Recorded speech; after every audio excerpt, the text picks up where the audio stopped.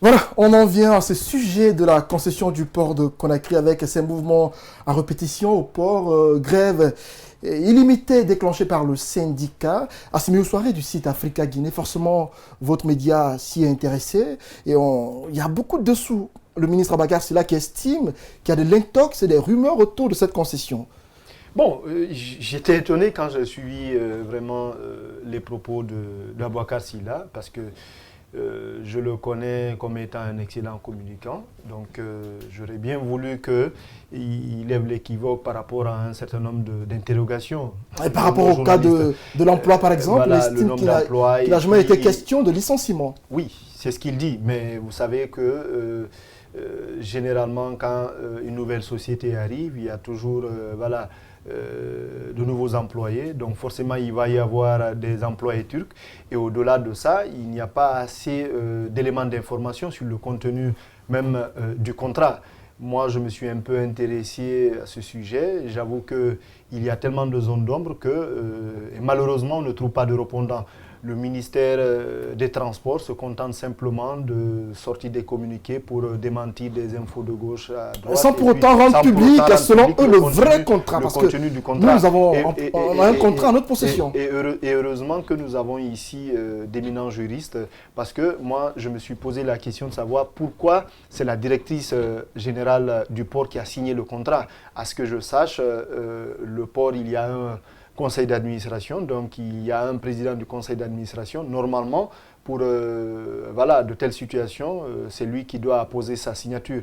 Et au-delà de ça, je m'interroge également sur la capacité, sinon, est-ce que la loi autorise par exemple à cette directrice générale du port justement à signer un document qui accorde des exonérations, par exemple, à cette société turque Al Bayrak. Et c'est là que je comprends également la récente sortie de la diplomate turque en poste à Conakry. Vous savez, récemment, elle avait fait une sortie sur les ondes des médias de service public. Elle appelait les Guinéens au calme et tout lorsque les syndicats avaient commencé à protester contre l'augmentation du prix du carburant à la pompe. Les Guinéens n'avaient pas à l'époque ouvert les yeux pour comprendre que, en fait, c'est parce qu'elle voyait en fait les intérêts de son pays. De la Turquie. Et aujourd'hui, on est quand même en phase de se poser la question de savoir est-ce que il y a eu réellement un appel d'offres qui a été lancé. Je pense que non. Ça n'a pas été le cas. Donc c'est encore une fois un marché de gré à gré. Est-ce que l'urgence était là pour justifier en fait l'octroi de ce marché-là à cette société turque? Je pense que non. Il y a eu juste, à mon humble avis, les relations entre le président Alpha Condé et le président turc Erdogan qui ont prévalu, en tout cas dans cette situation, parce que je ne vois pas en fait, je vois mal en fait cette cohabitation également entre les Turcs et puis les Français et les Russes. Et les Russes également, mais beaucoup plus Bolloré, qui a quand même une concession au niveau du port, mais également cette société Al Bayrak qui est quand même une société turque et qui serait dirigée par le beau-fils du président Erdogan. Donc il y a tellement de zones d'ombre que normalement ce type de contrat devrait passer à l'Assemblée et donc l'opinion devrait être plus informée sur son contenu, surtout qu'il engage quand même la Guinée pendant plusieurs décennies. On y va avec vous. Parlons justement de cette société turque Al Bayrak. Jusque-là, on nous apprend qu'elle n'a pas fait ses preuves ailleurs à part la Somalie.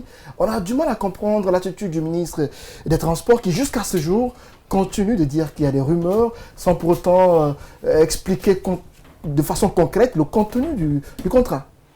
Oui, effectivement, mais je pense qu'il faut d'abord préciser que ce n'est pas la concession de tout le port. C'est le port conventionnel. Du port conventionnel. Ensuite, c'est pour une durée de 25 ans.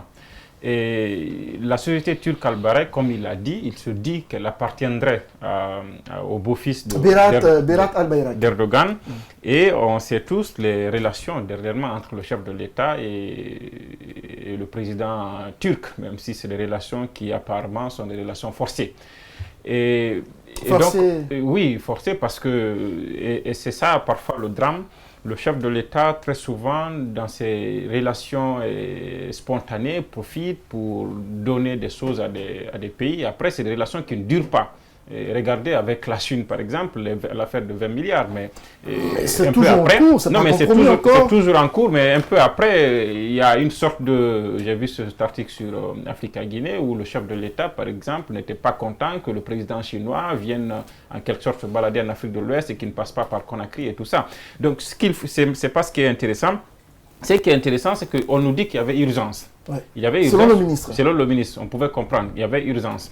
Ensuite, on nous dit qu'il y avait des investissements à faire et que l'État guinéen ne pouvait pas le faire. On pouvait comprendre tout cela. 200 millions en 2 ans. 200 millions d'euros. Et même si le port, l'actuelle direction a indiqué au départ qu'elle pouvait faire ce qu'il fallait, c'est que la société turque a proposé de faire. Mais pourquoi on n'a pas ouvert l'appel d'offres? Et là aussi, le ministre indique que c'était par mesure de sécurité parce que voilà, c'est stratégique, on ne pouvait pas ouvrir ça à n'importe quelle société, et puis nous avons la marine qui est là. Mais cette société turque, il ne la connaît même pas bien.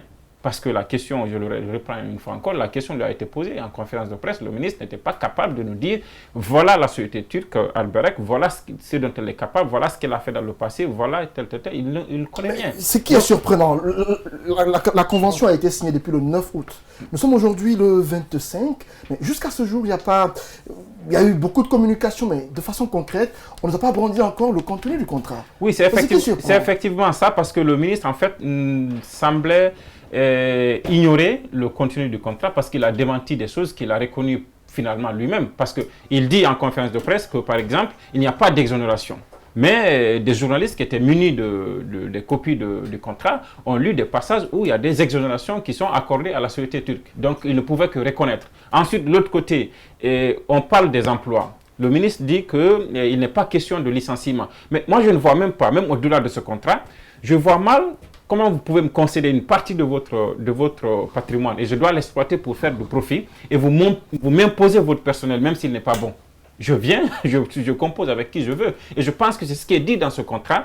La société turque est libre, en venant ici, d'importer des travailleurs ou de prendre ceux qui sont en train de travailler maintenant au port. Pour vous, donc, la grande déclaration est légitime. Elle est légitime parce qu'il n'y a pas de garantie, ils n'ont aucune garantie quant à la préservation de leur emploi. Maintenant, sur tous ces aspects, peut-être que nous ne voyons que ces deux aspects, peut-être l'aspect qu'on appelle manque de transparence, l'aspect dégradation de l'emploi et tout ça. Peut-être qu'il y a pire que ça dans ce contrat. Et c'est peut-être pour tout cela qu'on l'a caché. Parce que même les syndicats n'ont été informés qu'à la dernière minute, le responsable syndical l'a dit qu'il était en congé lorsqu'il a appris que ça a été signé. Alors que 2 semaines ou 3 semaines auparavant, ils avaient commencé à manifester. La directrice est venue leur dire qu'il n'est pas question de signer un contrat avec la société turque Albayrak, qu'il pouvait vraiment être calme. Ce n'est pas un projet, il ne le ferait pas. Mais ça a été fait quand même. On va écouter, si vous permettez, en fait, moi je comprends les agitations du ministre Aboubacar Sylla parce que à ce que je sache, lui-même, il a hérité de cette situation parce que le projet était déjà en place. C'est pour cette raison, en fait, qu'il n'a pas une parfaite maîtrise de tous les contours liés à ce contrat. Et c'est pourquoi, quelquefois, il dit des choses et puis après, lui-même, il se contredit. Sinon, le projet était déjà en place. Et c'est pour cette raison que, encore une fois, il est important que le contrat la passe à l'Assemblée. Mais pourquoi justement cette mise en garde du ministre? Il a sorti 2 communiqués pour mettre en garde contre les rumeurs. Est-ce que c'est de cette façon qu'il faut agir? Vous savez, il faut quand même qu'il montre que c'est lui le chef du département et que, en quelque sorte, les choses ne lui ont pas échappé en tant que tel et qu'il n'est pas un simple figurant à la tête du département des transports. Même si par rapport à ce dossier-là, encore une fois, en tout cas selon nos sources, les choses ont été gérées au plus haut niveau. Au plus haut niveau, M. Camara, on a envie de vous entendre sur cette question. On parle des problèmes liés à l'emploi, on parle de l'urgence qui a fait qu'il n'y a pas eu appel d'offres et tout cela. Et on parle de questions stratégiques liées aux équipements de l'armée qui seraient au port et qu'on ne devait pas donner le port à n'importe qui.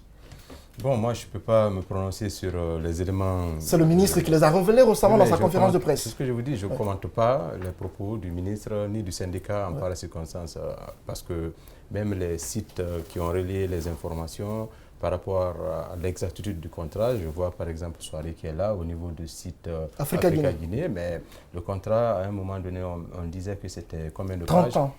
176 pages. 176 pages, mais sur Africa-Guinée, je vois 79 pages. Hein. Non, 178. 178, hein, 178 pages. 178, donc, voilà, donc ça fait qu'il y a, même au niveau des versions qui circulent, vous posez la question. Donc l'important, c'est de rester derrière les principes et les règles. Pourquoi? Parce que autant l'État guinéen doit se prémunir de garanties, autant la société qui est en cause doit se prémunir de garanties. Pourquoi l'État doit se prémunir de garanties? Un, par rapport aux emplois. Parce que les intérêts de l'État doivent être préservés pour deux raisons. Satisfaire le besoin d'intérêt général de la population, parce qu'il faut attendre au niveau de l'État la satisfaction du besoin d'intérêt général. Donc il faut avoir des ressources. Encore que ça doit être perçu de la plus régulière des manières. Un. Deuxième avantage, ne pas se mettre à dos un certain nombre de travailleurs qui peuvent trimer, parce que la question de l'emploi, c'est la croix et la bannière présentement au niveau de notre pays. Donc que de voir des gens perdre leur emploi, ça deviendra vraiment une sorte de calvaire pour les populations, donc à la base. Mais du côté aussi de la, je vais dire, de la société, pour éviter le précédent Bolloré-Jetma, parce que quand les choses se passent et que d'autres gouvernements arrivent par succession régulière, donc le même précédent peut se reproduire pour dire, bon écoutez, voilà, l'argument a été invoqué que, bon, est-ce que les règles ont été respectées ou bien les règles n'ont pas été respectées? Parce qu'en matière de passation en pareille circonstance, il y a des questions principielles. C'est-à-dire que tout ce qui est lié à la liberté d'accès à la commande, mais aussi le principe de la transparence au niveau des procédures et le principe d'égalité de traitement des candidats.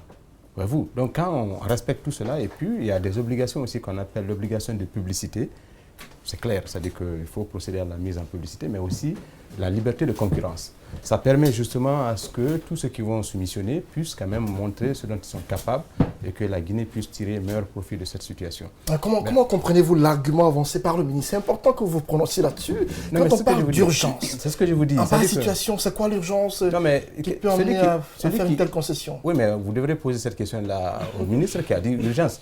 Moi, je vous dis encore une fois que quand il y a des camps qui se tirent à couteau tiré de cette manière-là, il doit y avoir un troisième larron, notamment l'Assemblée nationale. Ouais. N'est-ce pas? Parce que pour dire, voilà, écoutez ce que le ministre a dit en termes d'urgence, nous, en tant que représentants du peuple, nous estimons qu'il y a vraiment urgence, donc il y a nécessité à ce que la Guinée puisse aller et qu'il y a quand même des conseils à prodiguer au niveau des pouvoirs publics pour dire attention, par exemple la capitainerie, mais aussi le pont bascule, mais aussi le scanner, qui sont des endroits stratégiques, doivent être préservés au niveau de la Guinée et protégés comme la prunelle de nos yeux. C'est extrêmement important parce que vous pouvez être en relation contractuelle aujourd'hui et puis le lendemain, pourquoi ne pas voir la même entreprise rester en justice contre vous à l'international au niveau du CIRDI ou simplement au niveau de la Cour permanente d'arbitrage. Donc pour éviter des ennuis de ce genre au niveau de l'État, donc vous pouvez vous promener d'un certain nombre de garanties. Donc c'est pourquoi moi je reste encore une fois sur, vous l'avez compris, des Assimi Ouattara a soulevé une question liée à la directrice qui a elle toute seule a signé ce contrat sans se référer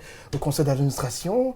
Est-ce qu'en pareille situation il était nécessaire qu'elle se réfère à ce conseil-là afin que celui-ci non seulement se réunisse et qu'il... C'est ce que je vous dis, c'est-à-dire que les gens disant oui, ça s'est fait avec urgence. Urgence veut dire quoi? Ça va jusqu'où? Quels sont les appels qui se sont faits? Parce que vous savez, rapidement, au niveau de notre pays, les gens peuvent se dédouaner pour dire non, moi, ma voix a été mise en minorité, c'est clair. Donc en pareille circonstance, c'est pourquoi je vous dis, il faut simplement s'assurer que les principes, les règles telles que c'est édicté au niveau du code soient respectées pour non seulement garantir et ne pas donner un argument au niveau de l'entreprise pour dire écoutez, à la conclusion de la chose, donc conformément à l'article 668 du Code civil guinéen, les conventions légalement conclues tiennent lieu de loi aux différentes parties qui les ont faites et doivent être exécutées de bonne foi. Il ne faudrait pas que l'entreprise s'adosse derrière cela pour l'on fasse par exemple des annulations d'emplois et l'État risquerait de se mettre à dos en ce moment les travailleurs.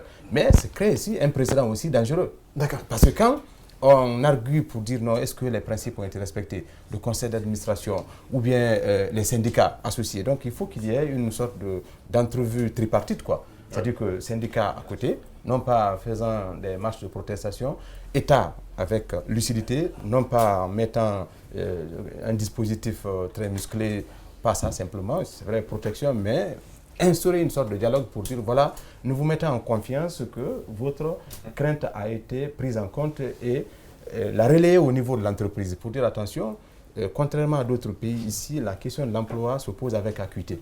Donc, je pense, là, l'État... Voilà, des remèdes, c'est-à-dire un équilibre, un compromis dynamique peut être trouvé en ce moment. C'est qu'il y a eu justement un avis des techniciens, on l'a dit, des techniciens du port. Et un avis, des remarques et des suggestions. Des remarques et des suggestions, mais qui n'ont pas été prises en compte, ce qui a d'ailleurs conduit à une démission.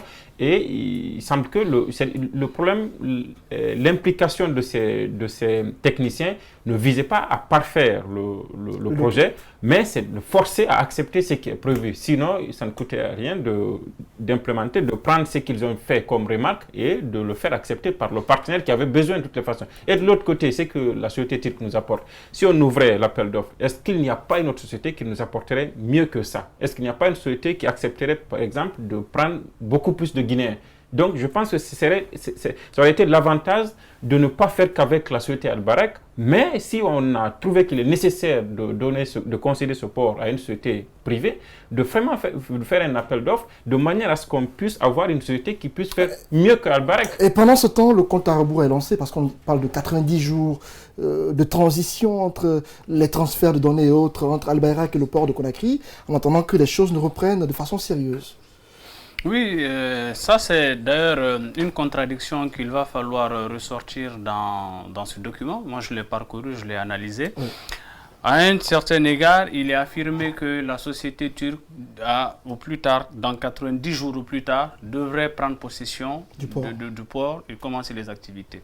Dans un autre article, il est dit que la convention prend effet à compter de sa date de signature. C'est totalement contradictoire. Et ça veut dire qu'il y a beaucoup de dispositions dans cette convention qui sont des clauses léonines et parfois des clauses ambiguës qui peuvent être à court, à moyen terme, des clauses conflictogènes parce qu'il y en a suffisamment. Même la notion de champ d'application n'est pas suffisamment explicite parce qu'on utilise indistinctement le terme périmètre concédé et le terme port. C'est deux choses différentes. Lorsqu'on dit port, c'est l'ensemble du port, y compris les autres concessions qui ont été accordées. Mais quand on parle de périmètre concédé, c'est celui qui est accordé à Il parle de port conventionnel. Oui, c'est ce que je dis, mais on utilise indistinctement les deux. Ça veut dire qu'il y a une confusion dans le document. Lorsqu'on parle de port, ça veut dire tout l'ensemble du port, mais quand on parle de périmètre concédé, là on parle d'Al-Bayrak, alors que dans le document, les deux termes sont utilisés indistinctement. Il y a beaucoup d'autres contradictions comme cela. Mais ce sur quoi moi je voudrais revenir, c'est que nous ne devons pas perdre de vue l'essentiel. Et sur l'essentiel, il y a deux points d'attention que moi je souhaiterais relever. La première, c'est que concession ne veut pas dire cession. La cession, c'est un transfert de propriété. En ce moment, on cesse d'être propriétaire et on donne la propriété à une autre personne. Ça, c'est concrètement la vente. Il ne s'agit pas de la vente ici, il s'agit d'une concession. En matière portuaire, il y a trois procédés de gestion d'un port. Il y a le modèle gestion par concession, comme ce qui est fait là. Ça veut dire que le service public est cédé totalement à une entreprise privée qui va prendre la gestion. Il y a un second mode qui est appelé le mode service public. En ce moment, l'État s'arroge tout ce qui est service de première ligne, manutention, fret, consignation et tout ça, et laisse le second rang à un privé.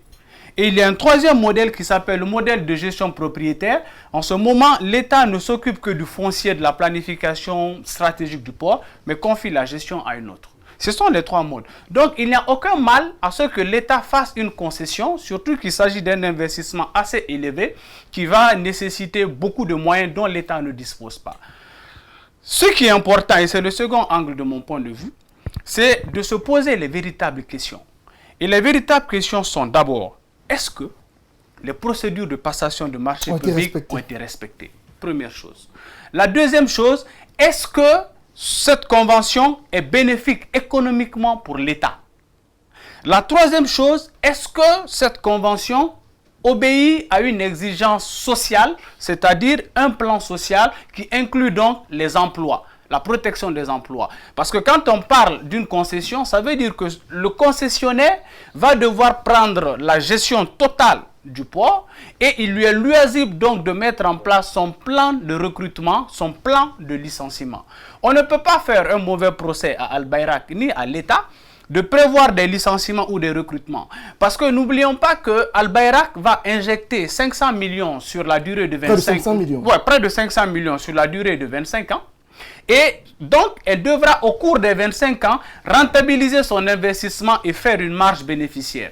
Si elle estime que l'emploi existant avec un effectif d'à peu près 1800 est de trop pour elle, elle va procéder à un plan social et elle va compresser l'effectif. Si elle estime par contre que non, il faut beaucoup plus que ça, elle va encore procéder à cela.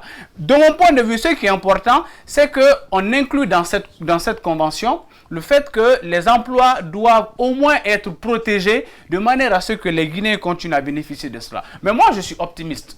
Je suis optimiste que les emplois seront préservés parce que c'est un investissement qui va entraîner l'extension du port. Et cela nécessite forcément un recrutement nouveau et un maintien de l'effectif qui est là. Alors, comment comprenez-vous alors cette action entreprise par les travailleurs? Parce que le DRH qui, au regard du contrat qu'il a lu, non seulement a décidé de démissionner, par après il a été révoqué de ses fonctions par le chef de l'État, et ensuite le responsable de service financier qui a démissionné, mais démission qui a été refusée par la direction, beaucoup de cadres du départ du port autonome se sont mis contre ce contrat. Comment est-ce que vous le comprenez? C'est tout à fait logique et c'est très légitime de leur part. Parce qu'ils n'ont pas été associés au processus de négociation de cette convention. Et selon eux, ce n'est pas avantageux pour la Guinée. Oui, je suis tout à fait d'accord qu'ils le pensent comme cela, parce qu'ils n'ont pas été associés en leur expliquant le bien fondé de cette concession. Non, c'est ce que je veux dire. Si cela avait été fait, ils auraient pu comprendre. Moi aujourd'hui... Au départ, ils ont été associés. Associés comment? Ils ont été associés. Le DRH, par exemple... Je ne crois pas que le mot associé soit c'est pas ce qui a été... On leur a fait part du projet. On leur a fait part du projet. Ils ont fait... Au mois de février. Ils ont fait des propositions qui n'ont pas été prises en compte. Est-ce qu'ils ont été associés?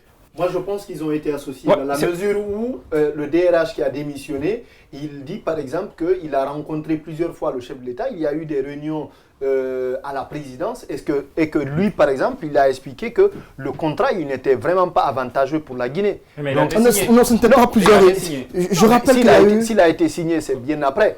C'est bien après. En tout cas, il était informé en tout cas de toutes les démarches liées à ces négociations. Je rappelle qu'il y a eu une rencontre le 10 août, au lendemain de la signature du contrat, entre le président, les syndicalistes et le DRH. Et au cours de cette rencontre, selon nos informations, le président a pris la parole pour non seulement expliquer le bien fondé de cette convention, de cette concession, mais le DRH, séance tenante, a pris la parole pour dire que, Monsieur le Président, par respect pour vous, je voudrais vous dire que ce contrat n'est pas avantageux pour la Guinée.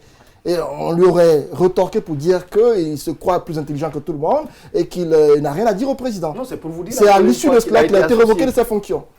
Allez-y, Moi, je pense, comme je le dis, si les choses avaient été très clairement expliquées, on n'en serait pas là. Pourquoi je dis qu'il n'y a pas eu de compromis là-dessus? D'abord, souvenez-vous qu'au début de toute cette polémique, les uns et les autres se sont braqués contre le projet parce qu'ils parlaient de vente du port. C'est à la suite que les gens ont commencé à comprendre que ce n'était pas une vente, que c'était une concession. Ça veut dire qu'il y a une confusion autour. La deuxième chose, justement, c'est ce que je dis, c'est à l'État. Oui. C'est à l'État qu'il revenait d'expliquer d'abord à l'ensemble du peuple de Guinée. Avant la signature. Avant même la signature. Oui. Je comprends parfaitement que les mesures dérogatoires du Code des marchés publics prévoient le gré à gré, mais même quand il s'agit d'un gré à gré, il y a le fait qu'on ne va pas directement au gré à gré parce qu'il y a ce qu'on appelle la procédure de sélection fermée. On peut supposer qu'au moins une ou deux entreprises qui respectent un minimum de critères, soit par exemple pour des raisons sécuritaires ou des raisons stratégiques, qu'on ne puisse pas ouvrir à tout le monde, mais on aurait pu choisir au moins une ou deux autres entreprises qui soient des entreprises sérieuses et compétitives qui auraient pu être mises à concurrence avec Al Bayrak. Mais systématiquement, on n'a pas expliqué sur quelle base, sur quel fondement on a choisi Al Bayrak. Deuxièmement, on aurait pu au moins porter à l'attention de l'opinion qu'il y avait une procédure de mise en concession du port qui était en cours pour que les gens sachent que cela se fait. Et la troisième chose qui justifie aussi la position des travailleurs, c'est que on n'a pas donné suffisamment de garanties sur la protection de leur emploi. Et c'est pour ça que je dis que l'une des questions à laquelle le ministère devait répondre, c'est le plan social. Qu'est-ce qui est prévu à cet effet? C'est trop léger de dire non, il n'y aura pas de licenciement, non, il n'y a pas de recrutement. Mais donnez-nous sur la base d'une explication fondée sur le contenu du business plan, qu'on a une assurance que aujourd'hui nous avons tel effectif, d'ici à 1 an ou 2, nous aurons tel autre effectif. Ça aurait mis les travailleurs en confiance. Mais rien de tout cela n'a été fait. Et la dernière chose sur laquelle je veux revenir, c'est la question de la signature, la ministre, la directrice, non. Il faut qu'on sache que dans une entreprise, le conseil d'administration est un organe stratégique. Il n'a pas la gestion opérationnelle de l'entreprise. La gestion opérationnelle est assurée par une direction générale qui est sous le contrôle du conseil d'administration. Ça veut dire que la concession devait se faire d'abord avec l'approbation du conseil d'administration. Puisqu'il s'agit d'une concession qui engage l'État à une certaine hauteur, ce n'était ni le conseil d'administration, ni la directrice du port autonome, mais le ministre en charge du transport qui devait signer le document parce que c'est cela qui engage l'État. Première chose. Deuxième chose, la signature ne devait pas se faire uniquement avec le ministre du Transport, ça devait être une co-signature avec le ministre d'État chargé de l'économie et des finances qui engage financièrement l'État. Parce que ce qui se passe, c'est qu'au bout de 2 ans, il va y avoir certainement 200 millions d'investissements qui doivent se faire suffisamment, mais il y a un ticket d'entrée de 15 millions d'euros qui doivent être payés et cela va au trésor public. Donc ça veut dire qu'il y a un engagement financier qui nécessite que le ministre... Tout à fait. Le ministre des Finances puisse s'impliquer parce que c'est lui qui va accorder les concessions qui, je le rappelle encore, sont suffisamment élevées et dérogent même au principe du Code des investissements. Comme je le dis, moi j'ai parcouru cette convention et j'ai trouvé là-dedans, comme je le dis encore une fois, des clauses assez léonines parce que les exonérations qui sont accordées dépassent suffisamment ce que le Code des investissements prévoit. Dans cette convention, il est prévu par exemple que le concessionnaire soit complètement exonéré de toutes les taxes durant toute la durée de la concession, alors que la durée maximale d'une exonération en matière d'investissement en Guinée ne dépasse même pas 10 ans. C'est entre 3, 6 et 10 ans. Or, là, on est dans une exonération de près de 25 ans. C'est extrêmement élevé et ça compromet dangereusement, en tout cas, les avantages de l'État. Moi, j'estime que, sur le principe, il n'y a pas de problème, l'État peut faire la concession, mais faisons-le dans les règles de l'art. Et la deuxième chose, c'est qu'on doit continuer à faire en sorte que les Guinéens tirent le meilleur profit de cette concession. Et le meilleur profit, c'est d'abord la protection des emplois et la garantie que les emplois seront préservés à court, moyen et long terme. Ouais. Allez-y rapidement. Moi, je dis que ce n'est pas encore tard d'avoir une sorte d'entrevue. Ouais. Parce que un dialogue impérieux. Oui, un dialogue impérieux. Pourquoi? Parce que moi, j'ai suivi un compte rendu, on dit conférence de presse. Mais du ministre. Oui, mais j'ai entendu seulement le ministre par les journalistes poser des questions. C'est-à-dire qu'en la matière... Il y a eu un échange. Non, je parle de la restitution, la RTG. Ah, d'accord. Voilà. C'est-à-dire que c'était toujours important qu'il y ait une sorte d'échange. Pourquoi? Ça permet aux travailleurs de ne pas craindre trop. C'est-à-dire qu'il y ait une sorte de garantie. Vous imaginez pourquoi même, je vous ai dit en entame que même un procureur a l'opportunité d'une poursuite. Pourquoi? Parce qu'il mesure aussi le tissu social, quoi. Ouais. Voilà, donc en la matière, qu'il y ait une sorte d'assise entre à la fois les pouvoirs publics, les syndicats, qui vont exprimer leurs craintes pour dire « Ah, nous, notre crainte, c'est ceci, c'est cela ». Parce que concession ne veut pas dire cession. Premier niveau. Deuxième niveau, comme il y a des spécificités, qui sont des clauses dérogatoires prévues au niveau du Code des marchés publics, mais prendre cela en compte et puis donner des bonnes informations. Parce qu'à la limite, la double crainte qu'il faut avoir, c'est que si ça se passait comme cela et que chacun parte donner ses propres arguments en disant « Non, ce n'est pas la bonne version », je vous ai écouté sur les grandes expressions où les gens disaient est-ce que c'est la bonne version, est-ce que ce n'est pas la bonne version. Dès qu'on rentre dans des polémiques de ce genre-là, on ne se retrouve pas. Donc, une question de transparence d'abord au niveau du ministère pour rendre public ce qui peut être rendu public à cet effet, ou en tout cas prendre les garanties nécessaires pour dire bon voilà le plan social. Ceux-ci-là ne vont pas être par exemple perdants au niveau de leur emploi. C'est la première préoccupation du syndicat qui a pour vocation de défendre les intérêts moraux et matériels des travailleurs qui sont syndiqués. Premier niveau. Deuxième niveau, au niveau de l'entreprise. Si les règles ne sont pas respectées, il faut maintenant commencer à les consolider. Sinon, c'est 25 ans. Ouais. C'est pour la question de la sécurité juridique avec la Guinée. Sinon, si à coup de changement de régime par voie légale, bien entendu, il y a changement toujours, remise en cause toujours de contrat, les partenaires le cas Nécotrans, oui, les partenaires techniques et financiers vont dire, bon, écoutez, la garantie de vie de chaque contrat dépend toujours d'un régime qui est toujours en place.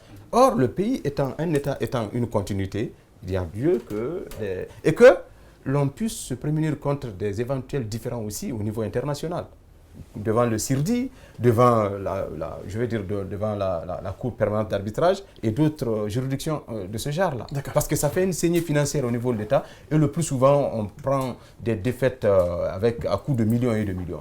Parlant des députés, justement, comment comprenez-vous leur silence? Ne devaient-ils pas s'autosaisir? Il n'y a pas eu de silence puisque nous avons quand même suivi les deux groupes parlementaires, en tout cas de l'opposition, le groupe des libéraux démocrates et puis celui des républicains, qui ont tous annoncé quand même qu'ils vont interpeller le gouvernement à travers le ministre des Transports pour en savoir davantage sur le contenu de ce contrat.